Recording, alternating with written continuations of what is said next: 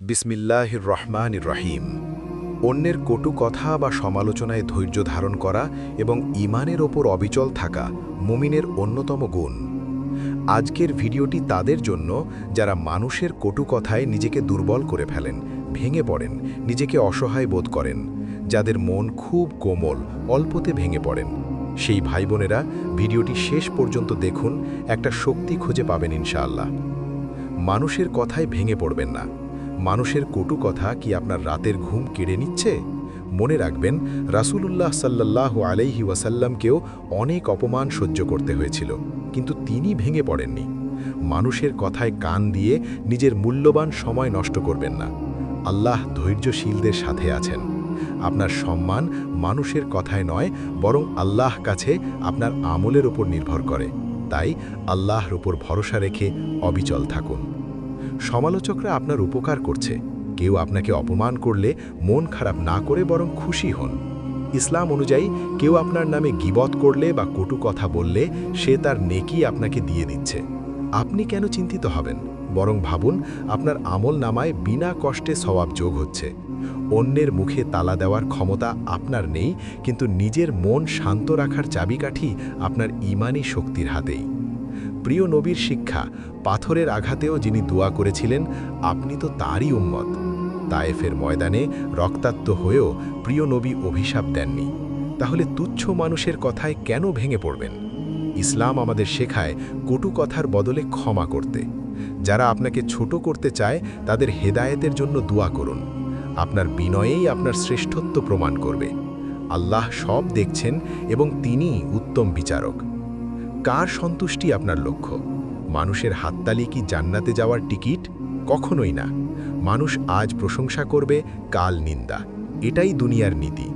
মানুষের কথায় ভেঙে পড়া মানে নিজের ঈমানকে দুর্বল করা। একমাত্র আল্লাহর সন্তুষ্টির জন্য কাজ করুন। দুনিয়ার সব মানুষ আপনার বিপক্ষে গেলেও যদি আল্লাহ আপনার পাশে থাকেন, তবে আপনিই বিজয়ী। নিজের লক্ষ্য ঠিক রাখুন, ইনশাআল্লাহ পথ চলা সহজ হবে। মূর্খদের এড়িয়ে চলুন। মূর্খদের তর্কের উত্তর দেওয়া মানে নিজের পরাজয় বরণ করা। কোরআন বলছে, যখন মূর্খরা তাদের সম্বোধন করে তখন তারা বলে সালাম। অন্যের বিদ্রূপের সবচেয়ে বড় জবাব হল নীরবতা। আপনি যত বেশি প্রতিক্রিয়া দেখাবেন, তারা তত বেশি সুযোগ পাবে। শান্ত থাকুন, আল্লাহ আপনার হয়ে লড়বেন। আপনার নীরবতাই তাদের জন্য সবচেয়ে বড় প্রতিবাদ এবং আপনার জন্য মানসিক শান্তির কারণ হবে। আপনি আল্লাহর অনন্য সৃষ্টি। আপনার মূল্য কি অন্যের মুখে উচ্চারিত কয়েকটা বিষাক্ত শব্দে? মোটেও না। আপনি আল্লাহর এক অনন্য সৃষ্টি। মানুষের মন্দ কথায় আপনার রিজিক কমবে না, সম্মানও কমবে না, যতক্ষণ আপনি সত্যের ওপর আছেন। যারা আপনাকে নিচে নামাতে চায়, তাদের নিচু মানসিকতার জন্য সমবেদনা জানান। আপনার উজ্জ্বল ভবিষ্যৎ এবং মানসিক প্রশান্তি অন্যের নেতিবাচক কথায় কখনো থমকে যেতে দেবেন না। আল্লাহ সব শুনছেন। কেউ যদি আপনার মনে কষ্ট দেয়, তবে সরাসরি আরশের অধিপতিকে ডাকুন। মজলুমের দোয়া এবং আল্লাহর মাঝে কোনো পর্দা থাকে না। আপনার বিরুদ্ধে কেউ মিথ্যা অপবাদ বা কটু কথা বললে ঘাবড়াবেন না। কিয়ামতের ময়দানে প্রতিটি অন্যায় শব্দের হিসাব দিতে হবে। আপনি শুধু আপনার কাজ করে যান। আল্লাহ আপনাকে এমন উচ্চতায় নিয়ে যাবেন যেখান থেকে সমালোচকদের কথা আপনার কানেই পৌঁছবে না। হৃদয়কে বিষমুক্ত রাখুন। অন্যের বিষাক্ত কথা আপনার হৃদয়ে বিষ ছড়াতে দেবেন না। মানুষের কথায় কষ্ট পাওয়া স্বাভাবিক, কিন্তু সেই কষ্টে ডুবে থাকা ঈমানের প্রতিপন্থী। তাবাক্কুল বা আল্লাহর ওপর ভরসা আপনাকে অসীম শক্তি যোগাবে। যারা মন্দ বলে তারা আসলে নিজের ভেতরকার কালিমা প্রকাশ করে। আপনি সুন্দর ব্যবহার দিয়ে ইসলামের সৌন্দর্য ফুটিয়ে তুলুন। নিজের মানসিক শান্তি অন্যের হাতে কখনো তুলে দেবেন না। শ্রেষ্ঠ মুমিনের গুণ। কটু কথা হল আপনার ধৈর্য পরীক্ষার একটি বড় মাধ্যম।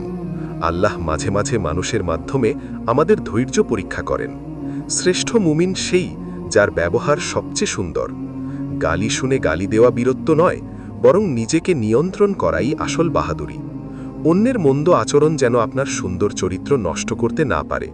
আল্লাহর কাছে সাহায্য চান, জয় এবং সম্মান আপনারই হবে। সমালোচনাকে সিঁড়ি বানান। সমালোচকরাই মূলত আপনার সাফল্যের সবচেয়ে বড় জ্বালানি। সফল মানুষেরা কখনো অন্যের কথাই থেমে থাকে না।